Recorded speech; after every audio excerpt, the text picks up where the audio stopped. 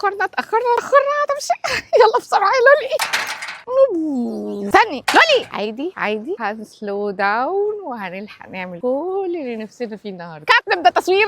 والنهارده هبدا معاكي بجمله يمكن تزعلك مني شويتين. اغلب الفيجن بورد او لوحه الاحلام اللي بتتعمل كل سنه بتترمي تتنسي قبل اخر فبراير، مش عشان انت ضعيفه او ما عندكيش اراده والهري ده كله، ابسولوتلي نوت. اوعي تقولي على نفسك كده، لكن عشان في حاجه ناقصه مش بتتعمل. كل سنه بتتحمسي وتنقي احلى صور وتعلقيها وتقولي السنه دي غير، بعد شويه بلح ولا اي حاجه بتتغير، فترجعي تاني وتفتكري ان المشكله فيكي انت. لكن الحقيقه انك بتعملي فيجن بورد حلوه، كانك بالظبط بتركبي ستاره جميله جدا في بيت السقف فيه مشروب والمهندسه اللي جوايا ما تقدرش تسكت على الكلام ده. بتحطي صور لاحلام حياه مثاليه مش شبه يومك الحقيقي. انا هبه فوزي، NLP لايف كوتش ومؤسسه نادي ان ايجيبشن جيرل، وكنت من وانا قد كده اهو محترفه فيجن بورد كلها فاشله، بس من كتر ما فشلت عرفت اوصل لسر اللعب. الفيجن بورد بتاعتك جميله بس اتعملت من غير ما تسالي نفسك انا محتاجه ايه، عايزه احس بايه، واقدر ابدا منين. عشان الفيجن بورد الصح مش مجرد تلزيق صور، لكن بيبدا من فهمك لنفسك. وبما اني هنا عشان اساعدك تكوني اقوى واجرأ وتبني الشخصيه القويه اللي قادره تخلق الحياه اللي طول عمرك بتتمنيها، اقدر اقول لك اني عملت لك اقوى ورشه تعملي فيها لوحه الاحلام او الفيجن بورد بتاعك. مش هتكون مجرد تلزيق صور، لكن هتكون خطوه اولى لرجوعك لنفسك، خطوه اولى